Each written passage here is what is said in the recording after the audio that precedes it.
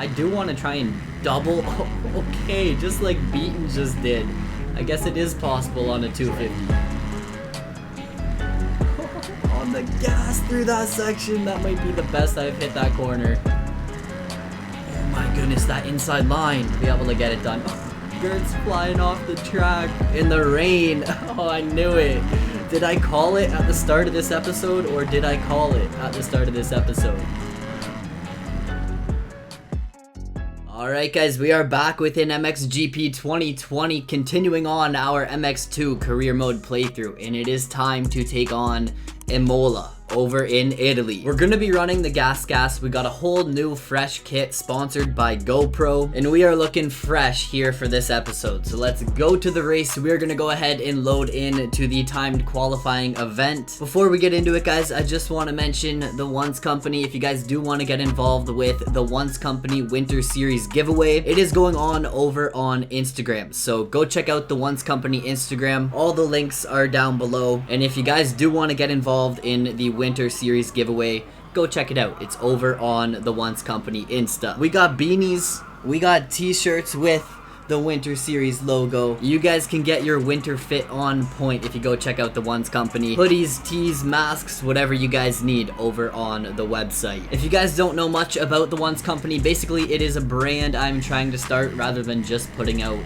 Goon Army merch. There is Goon Army merch over on the website if you do want to take a look at that and if you are interested in the Goon Army merch, but for the most part I am trying to start a new brand. Oppose nothing, conquer everything, take on everything life throws at you, and crush those goals. Anything is possible. Your life is yours. It's up to you to make stuff happen. Now here we are in Italy, and I actually got a few comments saying, yo man, you should ride the GasGas. The GasGas is definitely a pretty poppin' bike right now.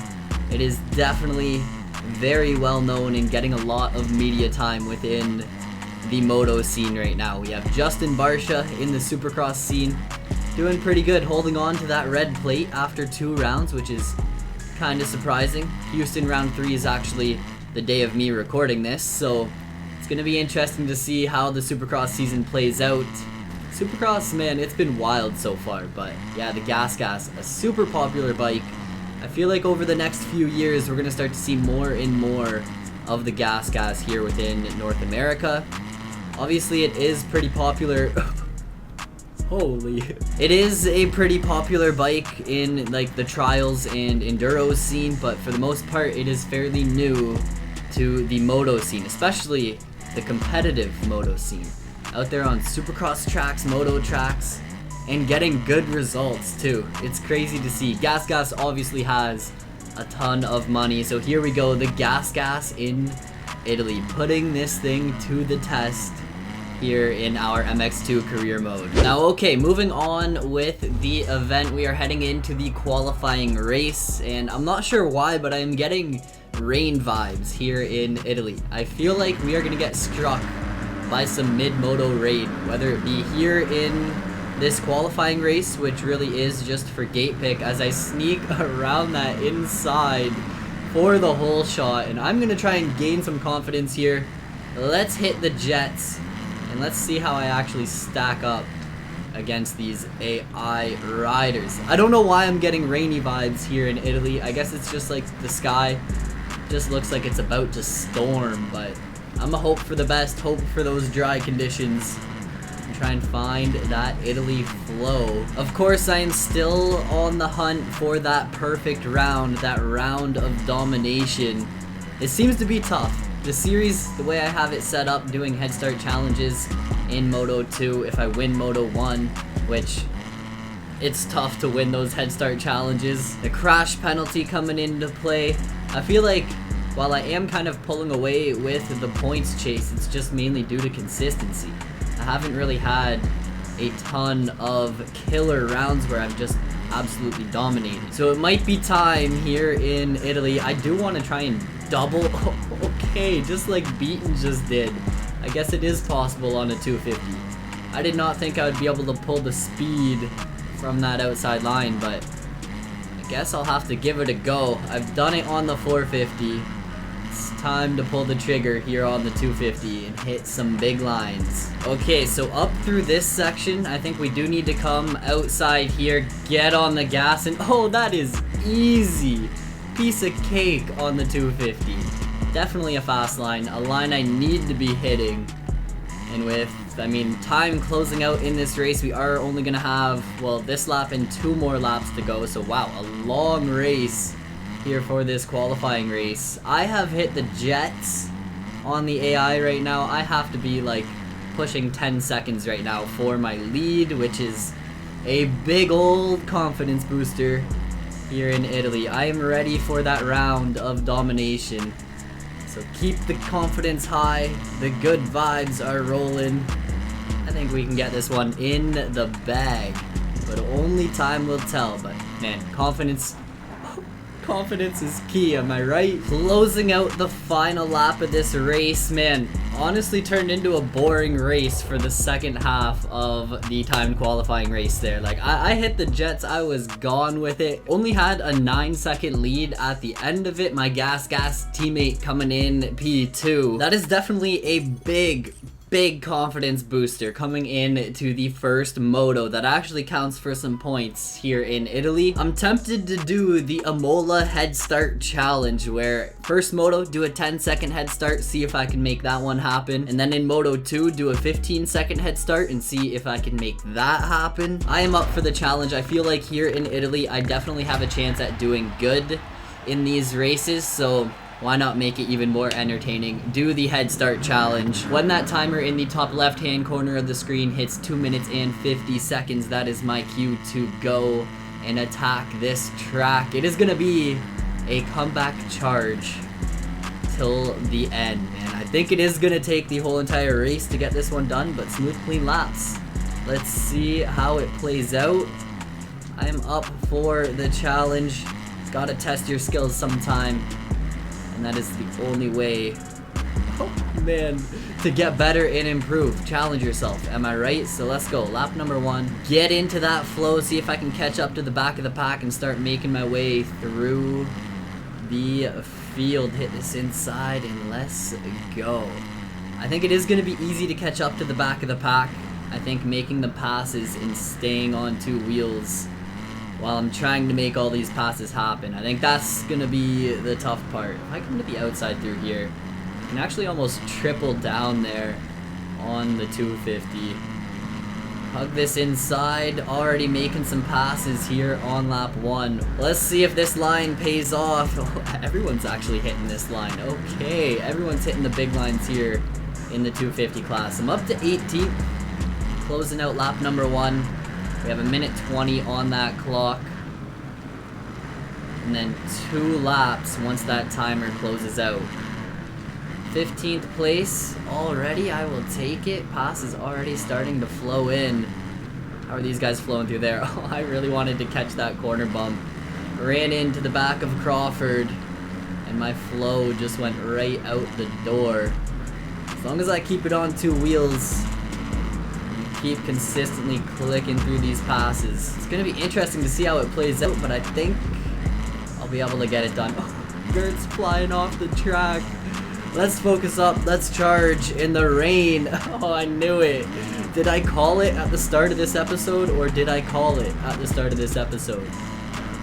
Those rainy vibes, I knew the storm was brewing. Into 9th. Who did I just blow by in that sweeper? Beaten. See you later, man. That was an easy pass. Hit this inside. We got a few people getting sketchy there. Olsen, he got sketchy. He didn't get reset. I think he got the benefit of the doubt there. Still hitting this line in the mud. Harrison going down. So that is a freebie pass for me. We got 3 laps remaining in what is now a mud race comeback charge. I don't know if I'm prepared for this. 6 passes, 6 potential passes from here till the end of the race. If I can get Olsen behind me right here, that will be huge. Just like that. VL is next on the list. Charge into this corner. I'm gonna see if I can keep my flow alive even in the mud. The mud can definitely bog you down in some of these sections, especially on the 250. So I'm I'm not super pumped that it is raining, but I will take it. You gotta play the cards that you are dealt. 4 remaining passes in this race. Harup is up there. Does look like Hofer. I want to say Hofer is up there as well, which both of those guys doing good in the championship right now, so that is a concern. Down through this sweeper, steady in second gear. As long as I don't go down. That was sketchy. I saw my life flash before my eyes, thought I might go over the bars. I jinxed myself. I actually jinxed myself. Little bit of a crash penalty and hop back into the flow. I can't believe it. I actually can't believe it. 8th place and a dream with 2 laps remaining. Is it gonna be possible to get this charge in the bag? Oh man, I thought I was going down again. That is not good. So in the battle with these guys right now, well, actually battling with Harrison. He is in 7th. Oh, casing that double down. I think I do need to just keep it on 2 wheels to close out this race, because things are getting sketchy here in the rain. On to the last lap, so that is good. I think I just need to hold it together for this last lap. That's a bummer. I truly think if the track stayed dry, I would have been into that lead and gone with it. Like, the comeback charge was doing so good. I was on my way to victory until the rain hit, and the rain just made everything 10 times sketchier. It's hard to hit the fast lines, hard to find traction in corners like this. It's crazy how much the rain actually impacts your riding. This is Harrison battling back, like, man, just give me the position, please. I need the points. Even this sweeper became like one of the hardest corners on the track.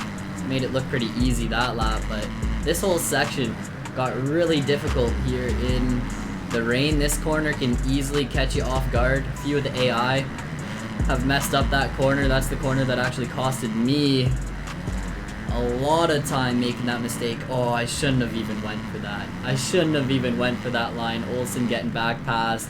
Taking away that 5th place. I will take the 6th.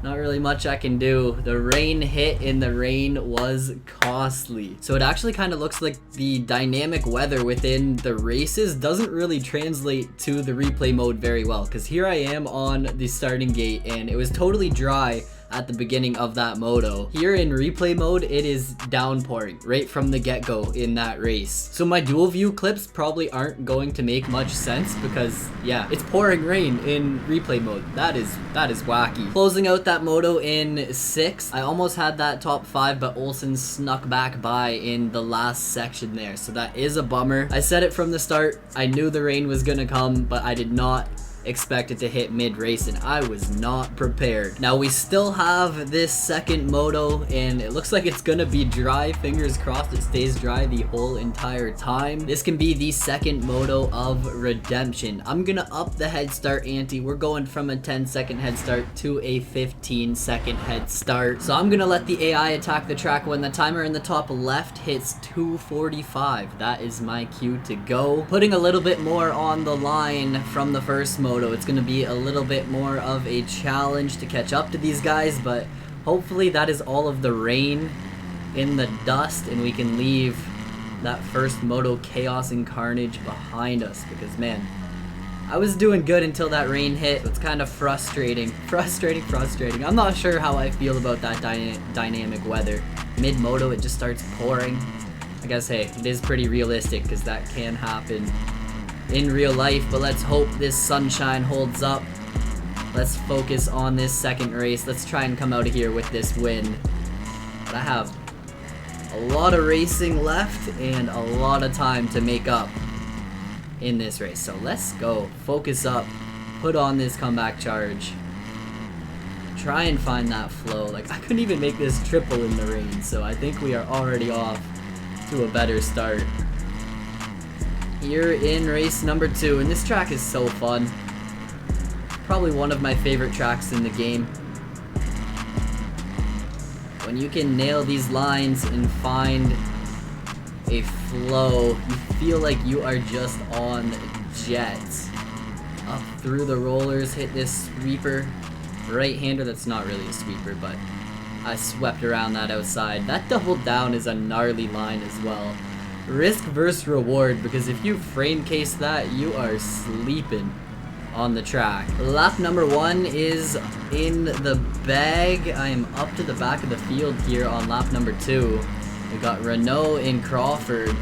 I should try hitting this inside line. I don't think I've tried it once all moto, and the AI seem to actually be going pretty quick on that inside. Maybe it is a line I need to try out.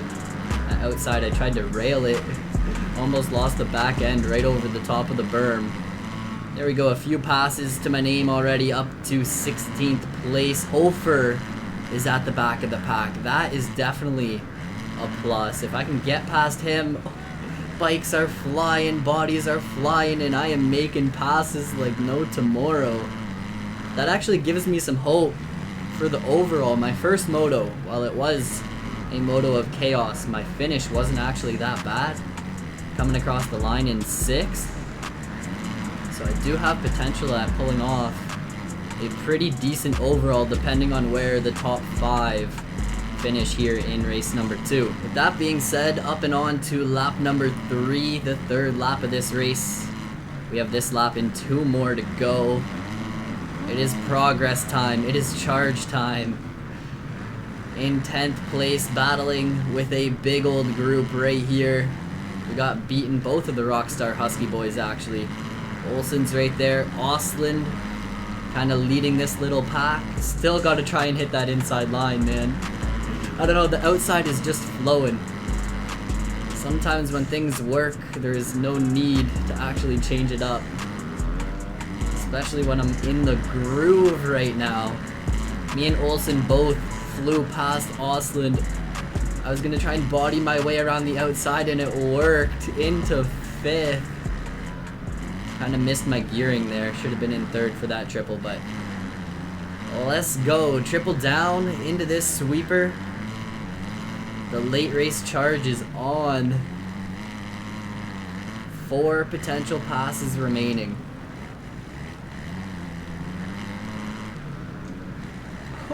On the gas through that section. That might be the best I've hit that corner all video long. Double down through there. I didn't have the best flow through that corner, so I was actually worried about making that jump, and I OJ'd the double down. Actually almost cased the triple. I'm joking. Can you imagine? I don't even think you could do that on a 450. Now, I don't know if you guys see what's going down here in front of me, but I am actually catching up to these guys, and they are just grouping up. I feel like last lap they were a lot more spread out. Oh my goodness, that inside line. Oh, that is the move. I know that outside line was working all race long, but I really should have been hitting that inside line. Definitely a time saver. I am battling for 2nd right now with Harrison. If I can keep him behind me, I think I do have the advantage. Up through this section, kind of sweep around this outside, just stay on the gas, and oh, he's giving me a little boost. Help me out with that triple. Thank you, man. And I will see you later. See you on the podium if you finish in P3. The man Muse is out front, and it is coming down to the last lap charge right now. The white flag has flown, so it is now or never if I want to make this comeback happen. I'm just going to try and ride my own race, kind of see how it plays out here. He does have a little bit of an advantage. I don't know what he just did.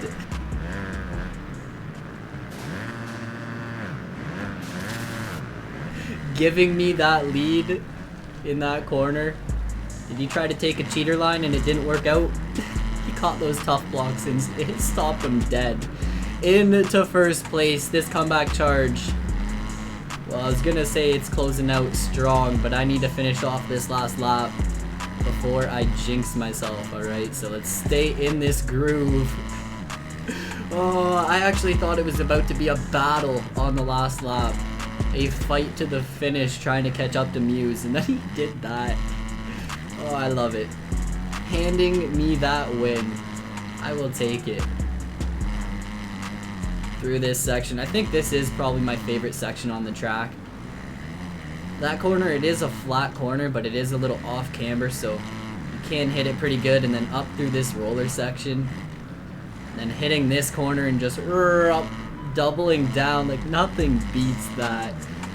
Right into the finish line section, and even the finish line section is fun. You land that double, get on the gas, and sweep into that first corner. But man, taking home that win. 125 for my lap time, 25 points to my name. That was a race of domination right there. Moto 1 definitely did not go how I expected it to go. The mid-moto rain coming into play. So moving on to take a look at the overall points, I actually tied with VL for the overall on the day. He just had that consistency, 20 points from both motos. I had the worst finish in race number 1. Race number 2, of course, I won. And the second race technically counts for more when it comes down to a tie, so I get that first place overall. Not what I expected after that first race of mud, coming out with P1. That's like the first time I've gotten first in a while. It's been a battle of consistency throughout this championship. 210 points to my name, which I'm not too sure about, because when I come in and look at these standings, I have 387 points. I'm not sure what's going on there. In the next episode, we are going to Semarang,